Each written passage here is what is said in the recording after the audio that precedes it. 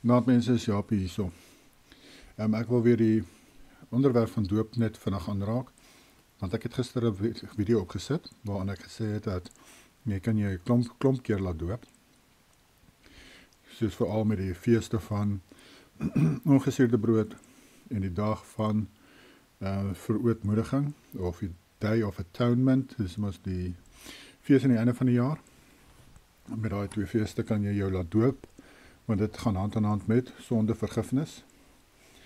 En toe sê ek dat mens jou gereeld kan laat doop, en selfs gesê dat jy jou sommer, as jy lus is met die fees van ongesuurde brood wat 7 dae is, kan jy jou elke dag laat doop, sommer in jou bad.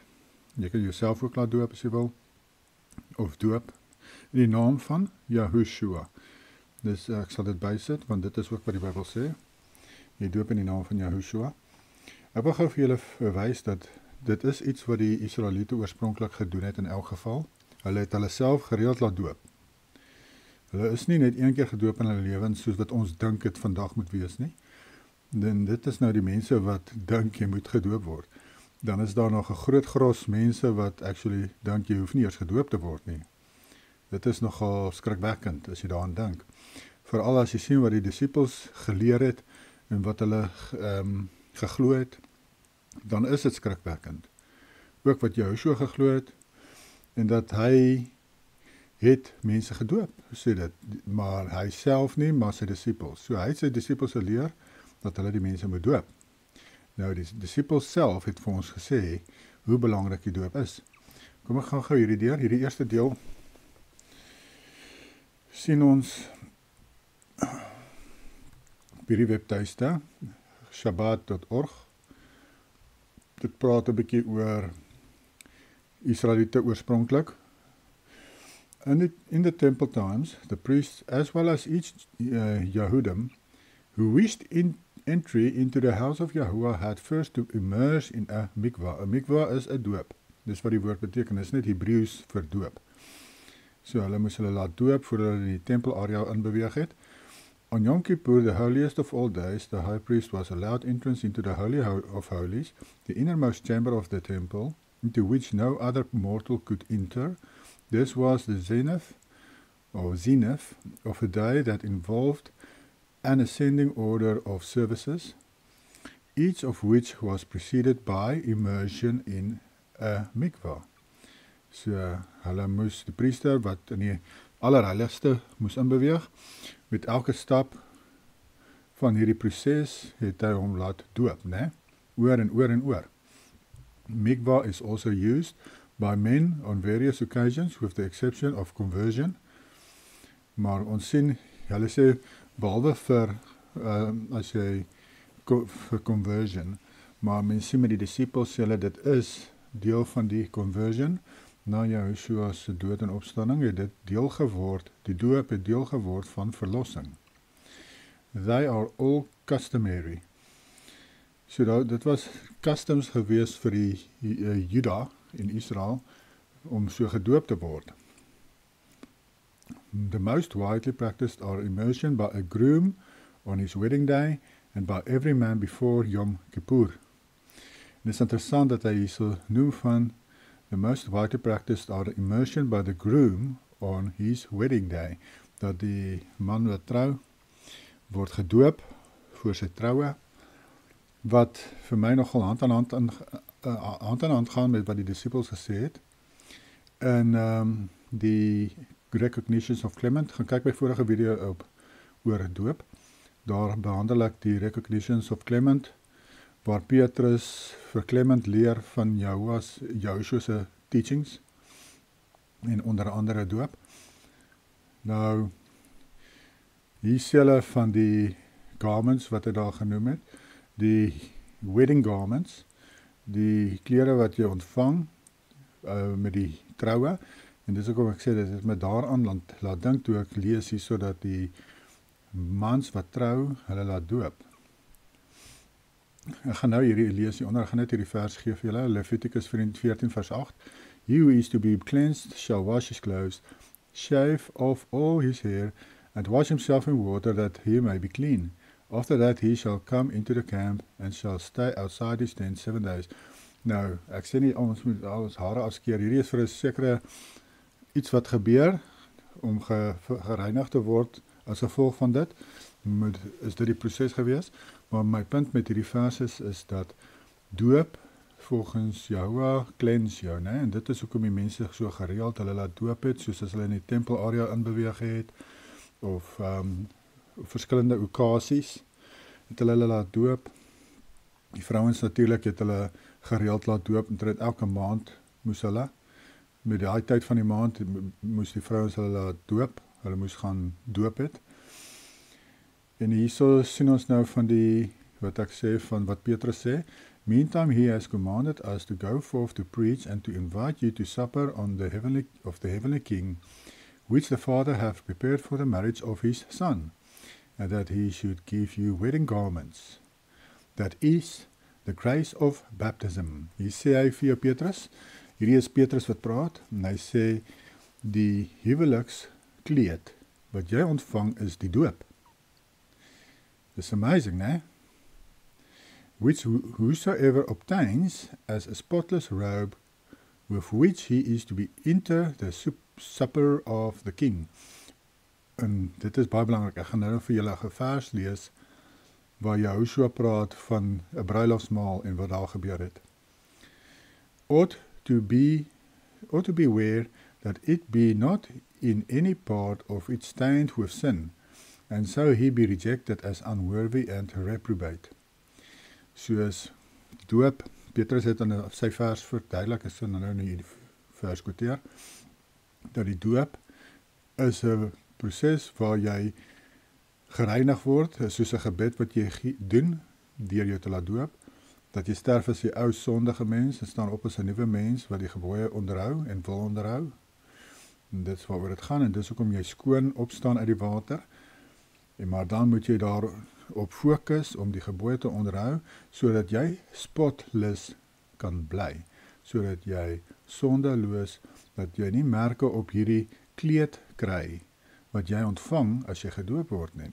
In die geesteswêreld ontvang jy so kleed, 'n huwelikskleed, maar as jy sondig, dan kom maar kolle op die kleed, en dis hoekom ek ook sê, is 'n goeie idee om gereeld jou te laat doop, dat jy gereeld daardie gebed bid, dat jy sterf in jou sondige ou mens, en jy staan op as 'n nuwe mens, en jy leef vry van jou sondes.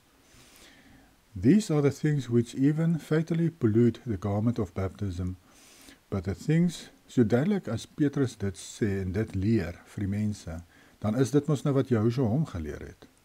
Hy het hierdie nie uit sy duim uit gesuig nie, Joshua het hom hierdie goed geleer, en dis hoekom hy dit ook sê. En dit sê, wys vir jou, daar is 'n konneksie tussen wat Joshua gesê het van die man wat sonder 'n kleed was by die bruilofsmaal, en hierdie wat Petrus hier vir jou verduidelik. Daar's 'n konneksie, want wat Joshua daarvan gepraat het is van die doop. It's amazing om dit te weet, nee, ek sal nou vir julle daai vers lees, dan sien julle wat ek bedoel.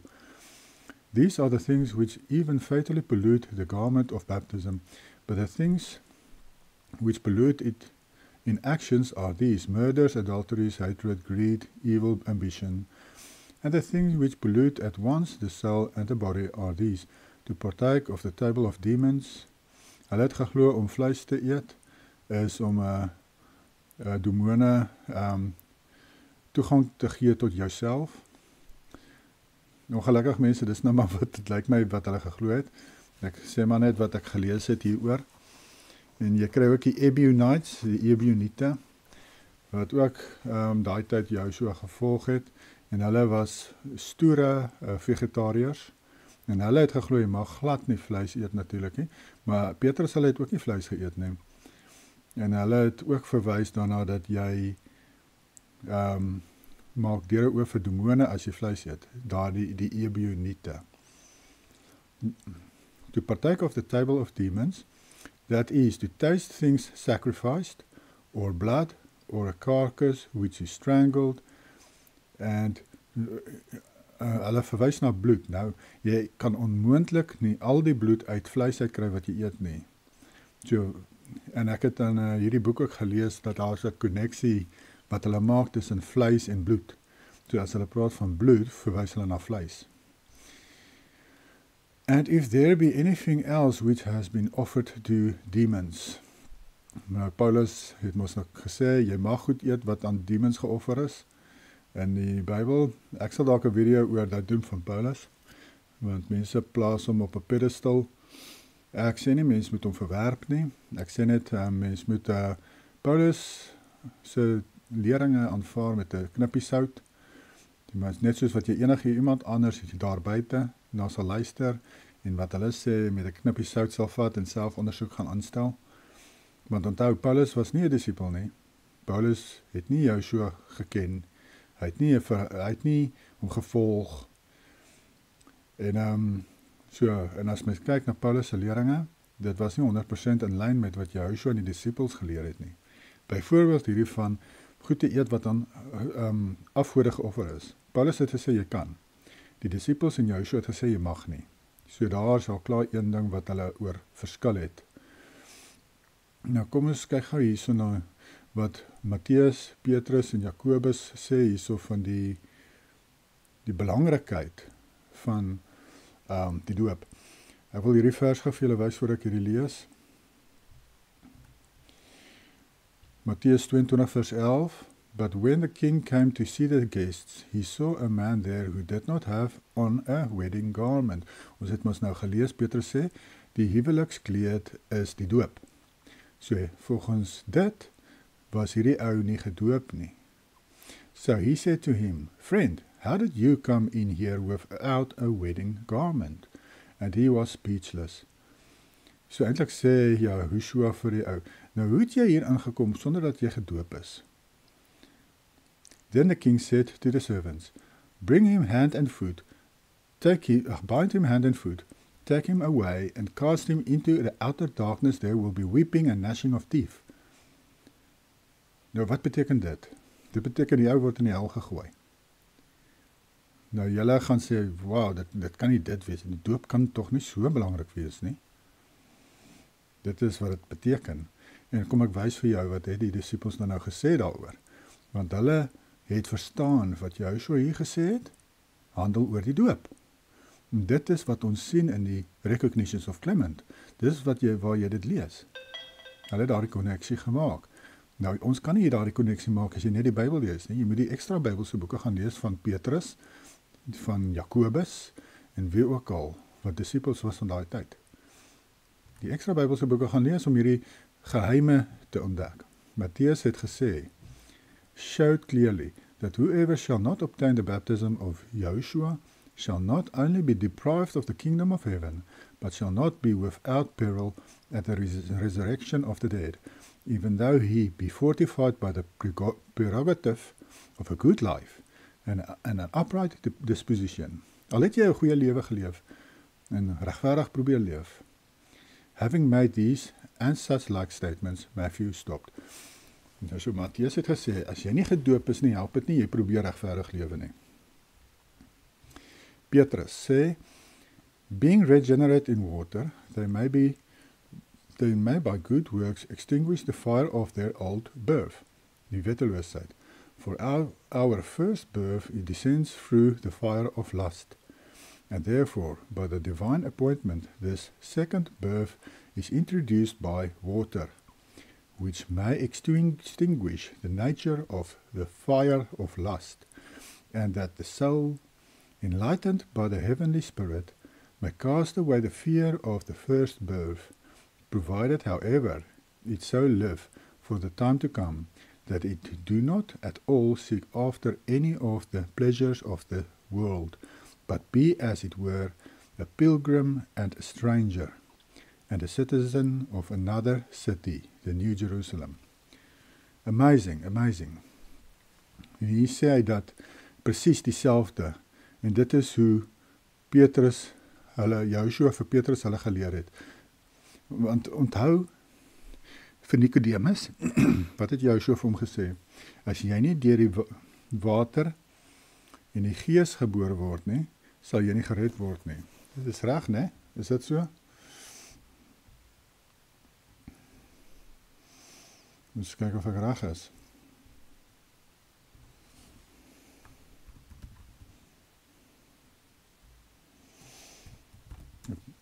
Ek moes net daai vers opgesoek het voor die tyd. Ek het net daar gedink ek gaan in daardie rigting gaan met wat ek nou sê nie. Joshua answered, most assuredly I say to you, unless one is born of water and the Spirit, he cannot enter the kingdom of Yahuwah. Die betekenis hiervan, mense, volgens Petrus, is dat Joshua sê, as jy nie gedoop is nie, en die Gees ontvang nie, kan jy nie gered word nie. Amazing. Dis wat oor Joshua hierso praat. Het julle dit so voorheen verstaan? Soos wat ek het nou hierso sê, soos wat Petrus het sê? Dis wat Petrus hierso sê. Die doop is deel van jou tweede geboorte. Net soos wat Joshua daar van Nicodemus verduidelik het van die nuwe geboorte, die tweede geboorte. En Nicodemus kon dit nie verstaan nie. Want Nicodemus het nie verstaan dat die diereoffers gaan gestop word en dit word vervang met 'n doop, met die fisiese doop van mense. Dit gaan die diereoffers vervang. Hy kon dit nie, of hy het dit nie verstaan nie. Maar natuurlik Joshua het geweet dat hy is die een wat gaan wegdoen met die diereoffers en hy self gaan 'n offer wees vir ons wetteloosheid en dan moet ons gedoop word om te wys dat ons sterf as die ou mens en staan op as 'n nuwe mens. En natuurlik het Joshua ook toe die tempel en die stad vernietig, net daarna, na Joshua die perfekte offer was, want toe het die Juda het nie opgehou om diere te offer nie. So hulle het deur diere te offer Joshua verwerp. En toe het Joshua die stad en die tempel vernietig sodat hulle moes stop. Toe moes hulle ophou diere offer. Hulle het toe nou nie 'n keuse gehad nie. Hy het hulle gedwing. Jakob sê, die broer van Joshua, when he shall come to give the kingdom to those who believe in him, and to observe all things which he has commanded, and when he had plainly taught the people concerning these things, he added this also, that unless a man be baptized in water, in the name of the threefold blessedness, as the true prophet taught, the true prophet is Joshua. So dit is wat Joshua hulle geleer het. He can neither receive remission of sins, he can neither receive the remissions of sins. So dit is wat Jakob toegesê het vir die mense.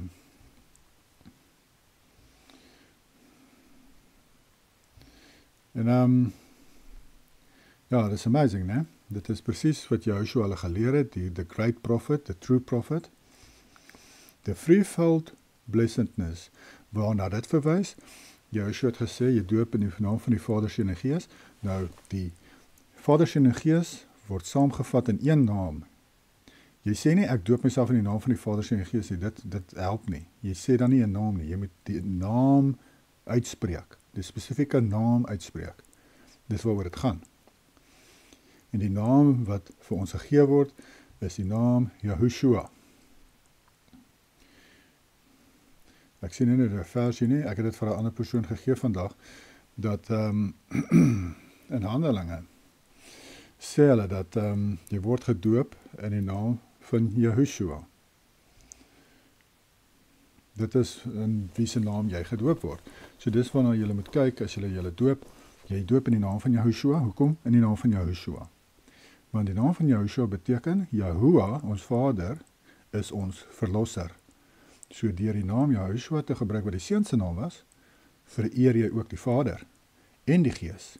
So die drie, Vader, Seun en Gees, word vereer deur die naam Yahushua te gebruik as jy doop.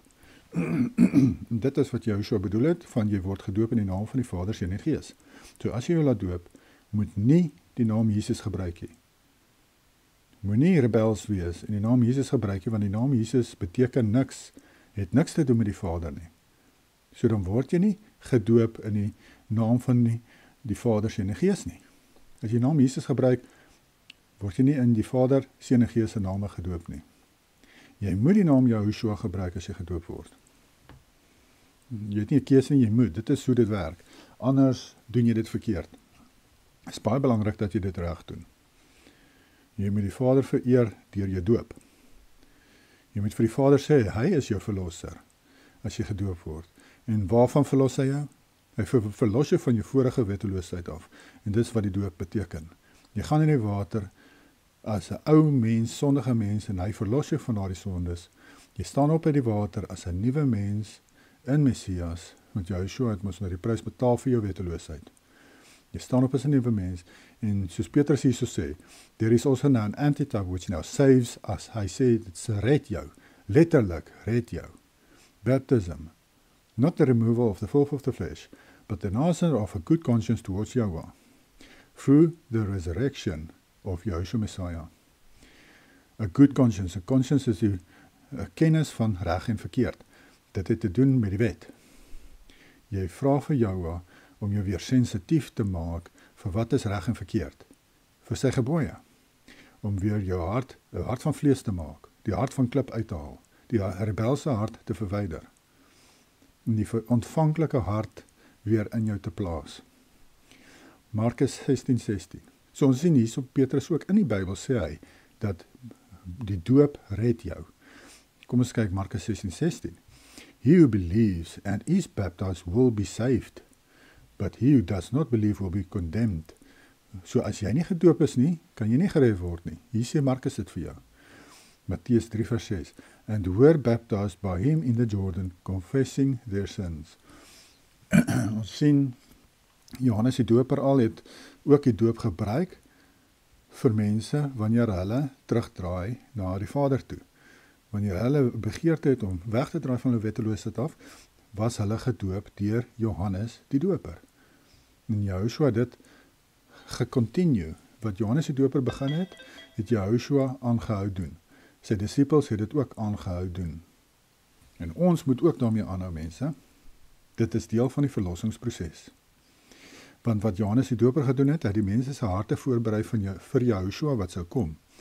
Want die mense wat gedoop was, hulle harte was oop vir die boodskap van Joshua, en hulle sal aangetrek wees na Joshua toe, want dit wat hy dan preek, hulle harte gaan oop wees daarvoor, en hulle gaan dit wil hoor, en hulle gaan hom volg. Dis hoe dit gewerk het. En dis hoekom dit belangrik is. As jy jou se openbarings wil ontvang, moet jy jou laat doop. Dit laat my dink aan ouetjie op die internet. Hoyt, die ouetjie se naam is Hoyt, en hy het begin baie drome en visioene ontvang, en hy sê, deel van dat hy dit begin ontvang het, was, hy het hom gereeld laat doop. Hy het hom gereeld gedoop, en toe begin hy visioene en drome kry. Die ou se naam is Hoyt Siekman.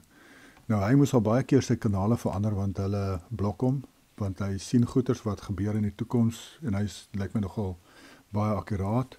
Daar is net een droom wat hy gehad, wat ek nie mee saamstem nie, maar al die ander honderde drome wat hy gehad het, stem ek mee saam.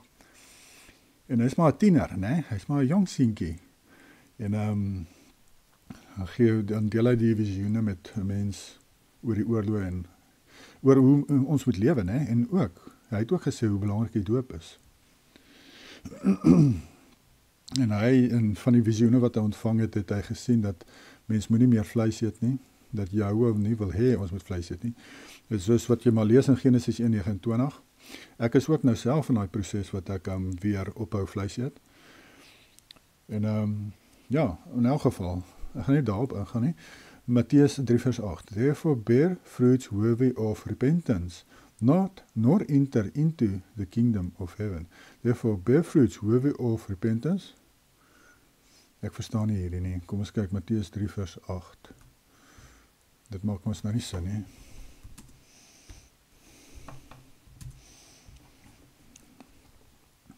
Therefore bear fruits worthy of repentance. Ja, daai laaste stukkie moet nie daar wees nie. Ek dink hoekom ek dit ook ingesit het is, as jy jou laat doop, is dit 'n repentance. Jy wys dat jy wil terugdraai na Joshua, na Jahwe toe, na sy gebooie toe, dan moet jy mos nou vrugte dra wat daarby pas. Dis wat Johannes ook gesê het. Jy is nou gedoop, of jy wil gedoop word, maar jy moet die vrugte dra wat daarby pas. Maar hy het dit meer verwys na die fariseërs, wat nie vrugte gedra het van die gebooie nie. Maar in elk geval, ons, as jy jou laat doop, moet die vrugte dra van, wat wys ook, dat jy het verander. Dit is mos wat Petrus nou hierbo gesê het, dat jou huwelikskleed kan vuil word as jy sondig, kan kolle opkry, en dat jy moet daarna streef om hom skoon te hou. Dit is baie goed, né? Hierdie dieper betekenis van die doop te kan verstaan. Prys Jahwe daarvoor. En dat ons nou van daardie verse kan verstaan van wat Joshua gesê het. En dit is hoe die disippels Joshua se woorde geïnterpreteer het, van jy moet gebore word deur water en gees. Hy het gepraat van die doop. En die ander voorbeeld wat hulle ook hier gee van die huwelikskleed, wat Joshua gesê, die ou sonder 'n huwelikskleed is in die hel gegooi. Dis hoekom die disippels almal gesê het, dat as jy nie gedoop is, gaan jy hel toe. Hulle verwys na daardie plek wat Joshua sê, die man sonder die huwelikskleed is in die hel gegooi. Dis waarna hulle verwys het. Ja, want hier verduidelik Petrus ook mos nou vir jou, die huwelikskleed is die doop. Halleluja. And that we should give you wedding garments, that is the grace of baptism, which whoever obtains as a spotless robe with which he is to enter to the supper of the king. Hier sê hy, as jy na huweliksmaal wil gaan van Yahushua, dan moet jy die huwelikskleed dra, en dit kry jy alleenlik as jy jou laat doop. So mense, jy kan jou gereeld laat doop, sien ons.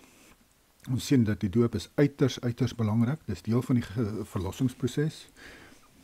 En omdat julle dit nou weet, stel ek voor, julle laat julle vandag of môre laat doop in julle bad. Tap water en laat jou doop. Wat ek sal voorstel is, probeer vir die dag net vas tot die aand toe, en dan in die aand laat jy jou doop. Doen dit so, want dit is ook hoe hulle dit gedoen het, en wat Petrus hulle sê, dis hoe hulle dit doen. Hulle het selfs 3 dae gevas, en dan eers laat doop. Maar ten minste, as jy 'n dag kan vas, en jou dan laat doop, dan was jy ook vir jou, jy is ernstig hieroor, en dit is belangrik vir jou, en dan kan jou seën. Want jy's opreg in wat jy doen. En hierdie is nie speletjies speel nie, mense, hier is 'n ernstige saak. So as julle dit doen, moet julle ernstig wees, en julle moet regtig wil verander. Moenie hierdie doen halfhartig nie. En want dit is ook, jy maak ook deur oop vir jou se gees, as jy jou laat doop so. Want die doop is 'n gebed dat jy te begeerd om die gebooie te onderhou. So jy maak 'n deur oop vir jou se gees om jou te kom lei en te kom leer van die dieper betekenisse van die woord. Dis waaroor dit gaan. In elk geval, dit is die doop wat ek weer wou behandel het met julle. En soos julle gesien het, dit gaan hand aan hand met daardie feeste, en doen dit ook op die feeste. Op daardie feeste van die sondes, van die ongesuurde brood en die Day of Atonement, doop. Want dit gaan hand aan hand met, jy was jou kleed skoon, jou huwelikskleed. Is wonderlik, né? Om hierdie goed te verstaan. En hierdie goed gaan jy nie leer in jou kerk nie. Maar prys Jahwe, ek dank hom dat hy dit aan my openbaar het, en ek is bly dat ek ook met julle kan deel. En ek dink nie ek is meer spesiaal as ander mense nie. Dis maar 'n saak van mense nederig, so enigiemand kan hierdie goed ontvang. En laat julle lig skyn, laat julle doop, sommer môre, probeer rukkie vas en laat jy dan doop jou sommer in jou bad. As jy nie 'n bad het nie, en net 'n stort, gaan staan onder die stort en laat jy doop. Gaan staan onder die stort en roep Jahwe se naam aan. Staan onder die stort en sê, ek doop my in die naam van Yahushua. Want die ding is ook, mense sien, hulle het baie keer hulle laat doop met waar vloeiende water is, soos in die riviere, soos in die fonteine, of by die watervalle, of sulke plekke waar vloeiende water is, het hulle laat doop. Maar vandag mense gaan doop enige plek in damme, swembaddens, jy kan jou laat doop in jou bad. So, jy kan jou ook, ek glo jy ook laat doop in 'n stort. Maar ek sou sê, omdat die onderdompeling, ek dink proses is belangrik, is dit beter om 'n bad te gebruik as jy 'n bad het. Want dit is mos maar hoe Johannes die doper die mense gedoop het in die rivier, hy het hulle onderdompel in die water. En dit was ook interessant dat toe Joshua gedoop is, toe het Jahwe uit die hemel gesê, dit is my seun, in wie ek welbehae het. En daardeur het Jahwe gewys die belangrikheid van die doop, dat hy met 'n hoorbare stem uit die hemel gesê het, hy is ingenome en hy is proud oor sy seun wat nou gedoop is. En dit wys net hoe belangrik dit is ook vir jou om dit ook te doen. Want jy moet mos in Joshua se voetspore volg. Geniet julle dag. Bye.